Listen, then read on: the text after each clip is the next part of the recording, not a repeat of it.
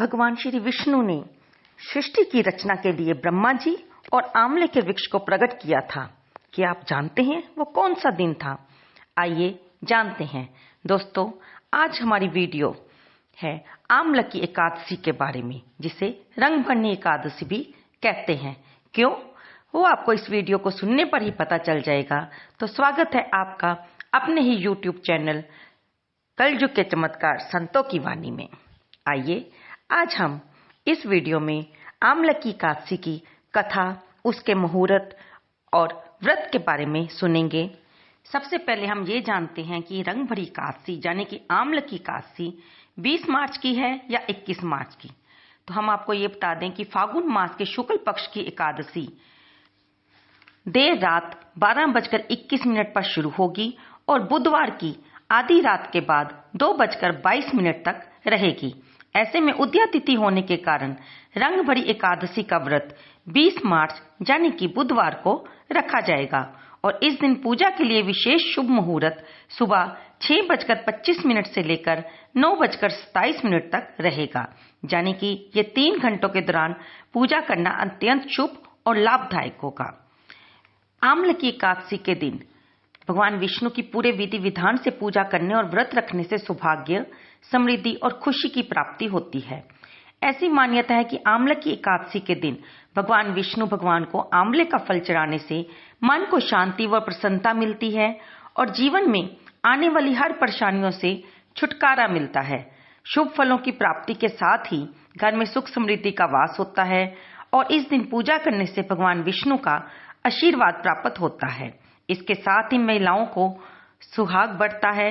लोग आस्था के अनुसार माता पार्वती के विवाह के बाद उनका गोना कराकर फागुन शुक्ल एकादशी को ही भोलेनाथ पहली बार अपनी नगरी काशी आए थे।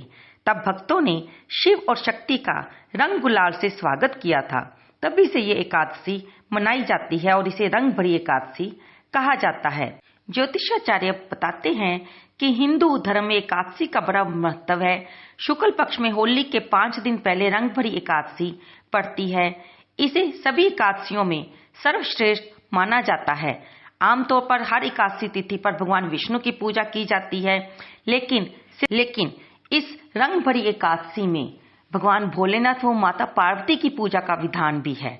दोनों को इस तिथि पर गुलाल अर्पित करने से वैवाहिक जीवन के दुख दूर होते हैं, दाम्पत्य जीवन में मधुरता आती है और इस दिन श्री विष्णु सहस्त्र नाम स्तोत्र का पाठ करके उन्हें आंवला अर्पित करने से जीवन में सुख समृद्धि का आगमन होता है। अब हम जानेंगे कि हमें इस दिन सुबह पूजा विधि कैसे करनी चाहिए। सुबह जल्दी उठकर ब्रह्म मुहूर्त में स्नान करें, भगवान विष्णु का ध्यान करें और व्रत का संकल्प लें।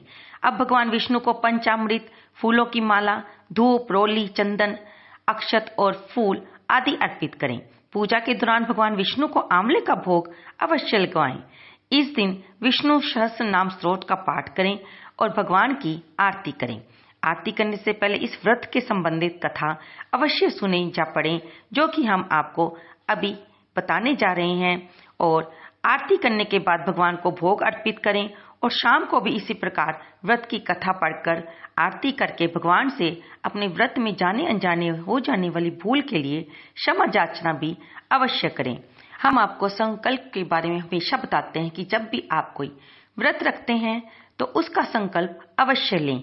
अगर आप एकादशी का व्रत रख रहे हैं तो हाथ में, क्योंकि एकादशी के दिन चावल खाना मना होता है, इसलिए हाथ में थोड़े से सफेद तिल ले लें या फूल ले लें और थोड़ा सा जल और दक्षिणा के लिए कुछ सिक्के रखकर, या 1 रुपए का, या 2 रुपए का, या 5 रुपए का सिक्का रखकर आप अपना नाम, अपने गोत्र का नाम और जहां पर रहते हैं वहां जगह का नाम लेने के पश्चात भगवान से प्रार्थना करें कि किस प्रकार से आप ये वाला व्रत रखेंगे, निराहार या फिर फलाहार। ये आपकी शारीरिक अवस्था पर निर्भर करता है। और उसके बाद संकल्प लेने के बाद आप भगवान के आगे घी का दीपक जगाकर उन्हें की षोडशोपचार से पूजा करके अपना व्रत रख सकते हैं। आइए अब हम सुनेंगे इस व्रत से संबंधित कथा, क्योंकि कोई भी व्रत तब तक पूरा नहीं माना जाता जब तक हम उसके संबंधित कथा को पढ़ें या फिर किसी विद्वान ब्राह्मण के मुख से सुन ले, क्योंकि आजकल किसी के पास इतना समय नहीं होता कि वह मंदिर जा पाए। तो आज के मीडिया ने इस काम को और भी आसान कर दिया है। जैसे कि मेरे जैसे लोग YouTube पर आप सबके लिए कथा लाते हैं और व्रत के बारे में बताते हैं, तो आप जाते जाते कार में भी ये व्रत की कथा सुन सकते हैं और भगवान की महत्ता के बारे में, उनके नाम जप की महत्ता के बारे में जान सकते हैं। आइए अब सुनते हैं व्रत कथा। होलिका दहन के 4 दिन पूर्व फागुन के शुक्ल पक्ष की इस एकादशी का नाम आमला की एकादशी है। इन दिनों आंवले के वृक्ष में भगवान का निवास रहता है, इसलिए आंवले के वृक्ष के नीचे बैठकर भगवान की पूजा करने, आंवला खाने तथा दान करने का इस दिन विशेष महत्व है। ब्रह्म ऋषि वशिष्ठ जी और महाराजा मानधाता के मध्य संवाद रूप में ही आती है इस एकादशी की कथा। त्रेता युग में एक दिन महाराजा मानधाता ने ब्रह्म ऋषि वशिष्ठ जी से अनुरोध किया कि हे मुनिवर, यदि आप मुझसे प्रसन्न हैं तो कृपा पूर्वक मुझे कोई ऐसा व्रत बताएं जिससे मेरा हर प्रकार से कल्याण हो। महर्षि वशिष्ठ ने उत्तर दिया, हे राजन, यूं तो सभी व्रत उत्तम हैं, परंतु इनमें सर्वोत्तम है आमला की एकादशी व्रत। फागुन मास के शुक्ल पक्ष की इस आमला की एकादशी का व्रत करने से सभी पाप नष्ट हो जाते हैं और 1000 गांवों के दान करने के बराबर पुण्य प्राप्त होता है। इसके निमित्त आपको मैं एक कथा सुनाता हूँ। वैदिक नामक एक नगर में ब्राह्मण, क्षत्रिय, वैश्य और शूद्र चारों वर्णों के परिवार आनंद पूर्वक रहा करते थे। वहां पर सदैव वेद ध्वनि गूंजा करती थी। पापी, दुराचारी, नास्तिक कोई नहीं था। उस नगर में चित्ररथ नाम का चंद्रवंशी राजा राज्य करता था। सभी नगरवासी भगवान विष्णु के परम भगत थे और सभी नियम पूर्वक एकादशियों का व्रत किया करते थे। प्रत्येक वर्ष की तरह इस बार भी जब आमला की एकादशी आई तो राजा, प्रजा तथा बाल वृद्ध सब ने हर्ष पूर्वक व्रत किया। राजा ने अपनी प्रजा के साथ मंदिर में जाकर कुंभ स्थापित करके धूप, दीप, नैवेद्य, पंचरत्न आदि से धात्री देवता यानी कि आंवले का पूजन किया और उनसे स्तुति की, हे धात्री, आप ब्रह्मा जी द्वारा उत्पन्न हुए हो और समस्त पापों का नाश करने वाले हो, अतः आपको नमस्कार है। अब आप मेरा अर्घ्य स्वीकार करें। आप श्री रामचंद्र जी द्वारा सम्मानित हो। मैं आपसे प्रार्थना करता हूँ कि आप मेरे समस्त पापों को समूल नष्ट करें। मंदिर में सबने रात्रि जागरण किया। रात के समय में वहां पर एक बहेलिया आया जो अत्यंत पापी और दुराचारी था। वह अपने कुटुंब का पालन जीव हिंसा करके किया करता था। उस दिन उसे कोई शिकार नहीं मिला था, अतः उसे निराहार रहना पड़ा। भूख और प्यास से अत्यंत व्याकुल वह बहेलिया मंदिर के एक कोने में बैठ गया और विष्णु भगवान तथा एकादशी महात्म्य की कथा सुनने लगा। इस प्रकार अन्य मनुष्यों की भांति उसने भी सारी रात जाग कर बिता दी। प्रातःकाल घर आकर उसने भोजन किया। कुछ समय बाद उस बहेलिये की मृत्यु हो गई। आमला की एकादशी का व्रत व जागरण करने के कारण अगले जन्म में उस बहेलिये ने राजा विदुरथ के घर जन्म लिया। उसका नाम वसुरथ रखा गया। युवा होने पर वह चतुरंगिनी सेना तथा धन धान्य से युक्त होकर 10,000 गांवों का पालन करने लगा। वह तेज में सूरज के समान, कांति में चंद्रमा के समान, वीरता में भगवान विष्णु के समान और क्षमा में पृथ्वी के समान था। वह अत्यंत धार्मिक, सत्यवादी, कर्मवीर एवं विष्णु भक्त राजा बना। प्रजा का समान भाव से पालन करता, यज्ञ करता, दान देना उसका नित्य का कर्तव्य था। एक दिन राजा वसुरथ शिकार खेलने के लिए वन गया। देव योग से वह मार्ग भूल गया और रात्रि हो जाने पर उसी वन में एक वृक्ष के नीचे सो गया। थोड़ी देर बाद वहां पर पहाड़ी मलेच्छ आए और राजा को अकेला देखकर उसे मारो मारो की आवाजें लगाते हुए वसुरथ की ओर दौड़े। वे मलेच्छ कहने लगे कि इस दुष्ट राजा ने हमारे माता पिता, पुत्र पौत्र आदि अनेक संबंधियों को मारा है और देश से निकाल दिया है, अतः इसको अवश्य मारना चाहिए। ऐसा कहकर वे मलेच्छ अस्त्रों का प्रहार करने लगे, लेकिन वे अस्त्र शस्त्र राजा के शरीर पर गिरते ही नष्ट हो जाते और उनसे उनका वार पुष्पों की समान प्रतीत होता।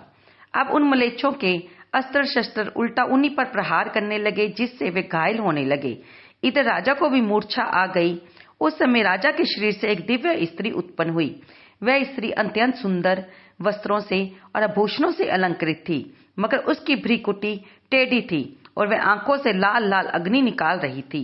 वह स्त्री मलेच्छों को मारने दौड़ी और थोड़ी ही देर में उसने सब मलेच्छों को काल के गाल में पहुंचा दिया। यानी मार दिया। जब राजा सोकर उठा तो उन्हें म्लेच्छों को मरा देखकर सोचने लगा कि इन शत्रुओं को किसने मारा है। वह ऐसा विचार कर रहा था कि आकाशवाणी हुई, हे राजा, इस संसार में भगवान विष्णु के अतिरिक्त तेरी सहायता कौन कर सकता है। फिर वह राजा इस आकाशवाणी को सुनकर नगर को चला आया और सुखपूर्वक राज्य करने लगा। महिषी वशिष्ठ जी आगे बोले, हे राजन, ये आम्ल की एकादशी के व्रत का प्रभाव था। जो मनुष्य इस व्रत को करते हैं वे सभी कार्यों में सफल होकर अंत में विष्णु लोक को प्राप्त होते हैं।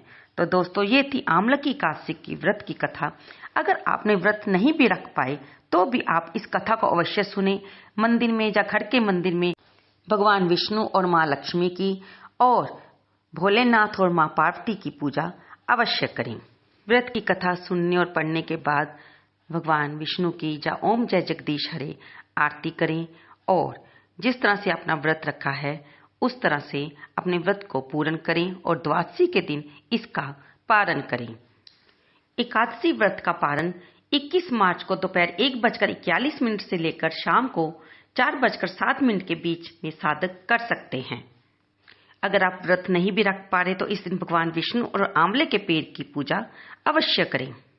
इस दिन आंवले का स्पर्श और सेवन करने से भी अपार पुण्य की प्राप्ति होती है। आम्ल की एकादशी के बारे में एक और मान्यता है कि इस दिन भगवान विष्णु ने सृष्टि की रचना के लिए ब्रह्मा जी और आंवले के वृक्ष को प्रकट किया था। इसी कारण इसे आम्ल की एकादशी कहते हैं और इसी दिन से ही होली की शुरुआत भी हो जाती है। तो दोस्तों, आपको ये जानकारी कैसी लगी जो कि आम्ल की एकादशी के व्रत के बारे में थी। अगर आप मेरे चैनल पर नए हैं तो इसे बेल आइकन दबाकर सब्सक्राइब कर लें। और आप कथा तो अवश्य सुनते हैं लेकिन मेरी वीडियो को लाइक करना भूल जाते हैं। कृपया इसे लाइक करें, शेयर करें और कमेंट बॉक्स में जय श्री हरि लिखना ना भूलें।